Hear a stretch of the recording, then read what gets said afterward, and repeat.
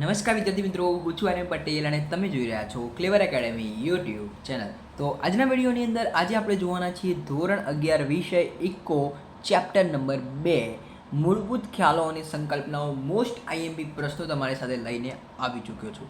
તો વિદ્યાર્થી મિત્રો, આ તમને ઉપયોગી બનશે ફર્સ્ટ એક્ઝામ 2026ની અંદર. હજુ સુધી તમે ચેપ્ટર નંબર 1 ના આઈએમપી ના જોયા હોય તો જલ્દીથી જોઈ લેજો. આપણે આ વખતે 100% ભૂક્કા બોલાવવાના થાય. તો વિદ્યાર્થી મિત્રો, તમને આ હેલ્પફુલ થશે ફર્સ્ટ એક્ઝામ 2026ની અંદર.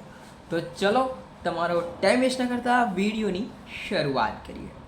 તો વિડીયોની શરૂઆત કરું એના પહેલાં હું તમને કહી દઉં કે તમને બધાને ખબર જ છે કે આપણે ધોરણ 11 અને ધોરણ 12ની ચેપ્ટર વાઇઝ સિરીઝ ચાલુ કરેલી છે મોસ્ટ આઈએમપીની. હજુ સુધી તમે એ સિરીઝ ના જોઈ હોય તો જલ્દીથી જોઈ લો.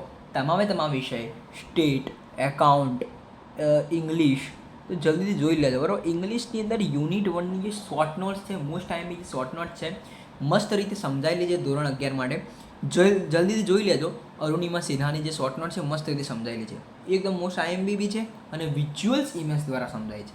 પછી એકાઉન્ટની અંદર ચેપ્ટર નંબર 1ની અંદર જે તમારા જે પારિભાષિક જે શબ્દો હોય મોસ્ટ આઈએમપી, એ બી મસ્ત રીતે તમને યાદ થઈ જાય એવા પારિભાષિક શબ્દો તમારા દિમાગની અંદર ઘૂસી જાય એવી રીતે સમજાઈ રહ્યા છે વિઝ્યુઅલ્સ ઇમેજ દ્વારા. એ બી જલ્દી જોઈ લેજો. એવું તો નીચે ડિસ્ક્રિપ્શનમાં લિંક આપી દઈશ, જે તમે ચેક કરી લેજો. ઓકે, ચલો હવે આપણે અર્થશાસ્ત્રના ચેપ્ટર 2 તરફ જોઈએ. ચેપ્ટર 1ના અહીંયા બી ઉપલબ્ધ છે, જોઈ લેજો. ઓકે, સેક્શન સીની વાત કરું તો ખાનગી વસ્તુ અને જાહેર વસ્તુનો તફાવતના 2 મુદ્દા લખો. અને બીજો પ્રશ્ન છે વસ્તુઓ અને સેવાઓનો અર્થ ઉદાહરણ સાથે સમજાવો. આ બેમાંથી મોસ્ટ આઈએમપી છે આ ખાનગી વસ્તુ અને જાહેર વસ્તુના તફાવતના 2 મુદ્દા લખો. પછી આપણે વાત કરીએ આગળ, તો અહીંયા એ છે ત્રીજો, ચોથો અને 5મો પ્રશ્ન. એ છે ટકાઉ વસ્તુનો અર્થ ઉદાહરણ આપી સમજાવો. અર્થશાસ્ત્રમાં કઈ વસ્તુઓ વપરાશી વસ્તુઓ તરીકે ઓળખવામાં આવે છે અને પ્રો માર્શલના મતે સંપત્તિનો અર્થ સમજાવો. આમાંથી મોસ્ટ આઈએમપી છે આ ચોથા નંબરનો પ્રશ્ન. અર્થશાસ્ત્રમાં કઈ વસ્તુઓને વપરાશી વસ્તુઓ તરીકે ઓળખવામાં આવે છે અને પ્રો માર્શલના મતે સંપત્તિનો અર્થ સમજાવો. આ મોસ્ટ આઈએમપી થશે. હવે દેખો, આ 5 પ્રશ્નો તમારે સેક્શન સી માટે એટલે કે 2 માર્ક્સના પ્રશ્નો માટે કરવાના રહેશે. સ્ક્રીનશોટ લેવો તો તમારે જલ્દીથી લઈ લેજો, બરાબર છે. હવે આપણે અહીંયા હું તમને કહી દઉં કયા મોસ્ટ આઈએમપી. એક તો આ તફાવત, પછી બીજો તમારો એક વપરાશી વસ્તુઓવાળો અને પ્રો માર્શલનો સંપત્તિ. આ 3 કડાકટ તમારે કરવાના રહેશે, બાકી તમારે વાંચી લેજો.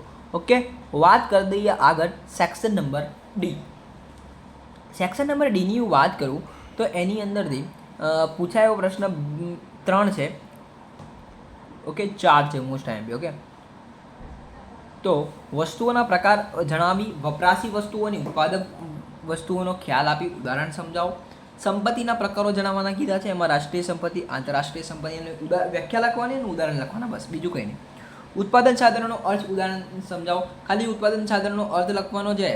તમારે ઉત્પાદન સાધનો કયા છે, મૂડી, શ્રમ, નિયોજક, એ તમારે લખવું હોય તો લખી શકાય, બરાબર છે. અને વ્યાપાર ચક્રની અર્થ આપી તેના આધારે વ્યાપાર ચક્રના મહત્વના તબક્કા કીધા છે, પ્રકાર નથી કીધા. પ્રકાર ના લખતા, તબક્કા લખજો. કયા? તેજી, મંદી, ઓટ, સુધારણા, એ ન કહેવાય તબક્કા, બરાબર. તો આમાંથી મોસ્ટ આઈએમપી તબક્કાવાળો છે એક, અને એક આ વસ્તુઓના પ્રકારવાળો. આ 2 મોસ્ટ આઈએમપી પ્રશ્નો છે, તૈયાર કરી લેજો. ઓકે, અને બીજા 4 વાંચી લેવાના. ઓકે, ખબર પડી ગઈ. તેજી, ઓટ, મંદી, સુધારણા એ છે એના તબક્કા. હવે વાત કરીએ સેક્શન ઈમાંથી શું પૂછાય.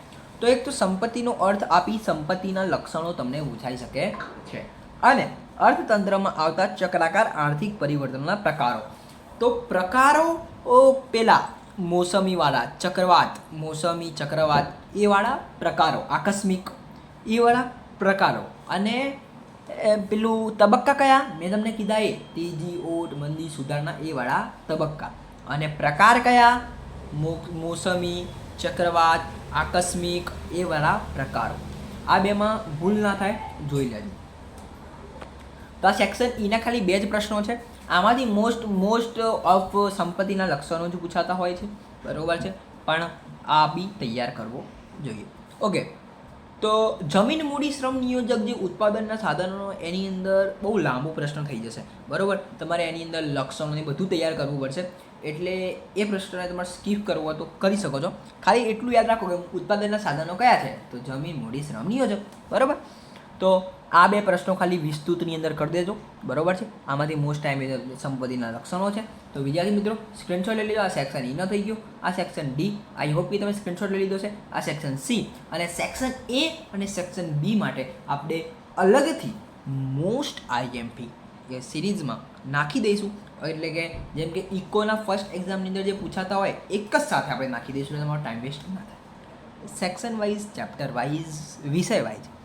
વિદ્યાર્થી મિત્રો આ વિડીયો થોડો પણ હેલ્પફુલ થાય તો વિડીયો લાઇક, ચેનલને સબસ્ક્રાઇબ કરી દેજો, કારણ કે તમારી માટે બહુ રિસર્ચ કરીને આપણે વિડીયો બનાવતા હોઈએ છીએ. તો વિડીયો સારો લાગે લાઇક, શેર, સબસ્ક્રાઇબ કરો. મળીએ નેક્સ્ટ વિડીયોમાં. ત્યાં સુધી good bye, take care, all the best.